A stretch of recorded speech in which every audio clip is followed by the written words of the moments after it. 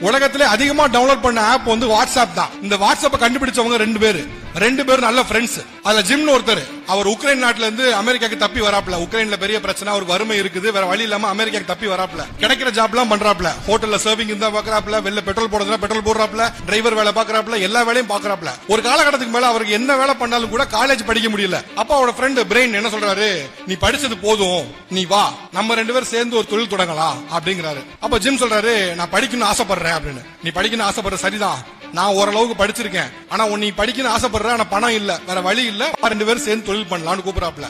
ரெண்டு பேரும் சேர்ந்து தொழில் பண்ணலாம்னு போறாங்க. முதல்ல தொழில் ஆரம்பிக்கல. பேஸ்புக் இருக்குல்ல, பேஸ்புக்ல வேலை கேக்குறாங்க. பேஸ்புக்ல வேலை கிடைச்சா சந்தோஷப்படுவோம் சொல்லி அவங்க வந்து பேஸ்புக் இமெயில் அனுப்புறாங்க. பேஸ்புக் என்ன பண்றாங்கன்னா, நீ பேஸ்புக்ல வர அளவுக்கு உனக்கு தகுதி இல்ல, சோ அதனால யூ ஆர் ரிஜெக்டட் அப்படின்னு சொல்லி பேஸ்புக் அவங்களோட வேலையை ரிஜெக்ட் பண்ணுது. ட்விட்டருக்கு போறாங்க. ட்விட்டருக்கு போனா கூட ட்விட்டரும் என்ன பண்றாங்கன்னா ரிஜெக்ட் பண்ணிடுறாங்க. சோ உனக்கு வேலை இல்ல அப்படின்னு. அப்ப ரெண்டு இடத்துல வேலை இல்லைன்னு சொல்லி நிராகரிக்கப்பட்ட ரெண்டு பேர். சரி என்ன பண்ணலாம்னு யோசிக்கிறாங்க. சரி நம்ம முதல்ல பேசின மாதிரி தொழில் ஆரம்பிக்கலாம், நமக்கு வேலைக்கு போறதெல்லாம் சரியா வராது, நமக்கு வேலை யாரும் கொடுக்கல, நாம ஏன் தொழில் பண்ணக்கூடாதுன்னு தொழில் பண்ண ஆரம்பிக்கிறாங்க. அவங்க ரெண்டு பேரும் ஆரம்பிச்சதுதான் இந்த வாட்ஸ்அப். எந்த கம்பெனி உனக்கு வேலை இல்லைன்னு சொன்னுச்சோ அதே கம்பெனி வாட்ஸ்அப்பை வாங்குச்சு. பேஸ்புக் வாட்ஸ்அப்பை வாங்கினாங்க. எவ்வளவு பணத்துக்கு தெரியுமா? 1,00,000 கோடி ரூபாய்க்கு. உழைப்பு ஒரு காரணமாக இருந்தாலும் அவங்களோட நல்ல ஃப்ரெண்ட்ஷிப். புடிச்சா லைக் அண்ட் சப்ஸ்கிரைப் பண்ணுங்க.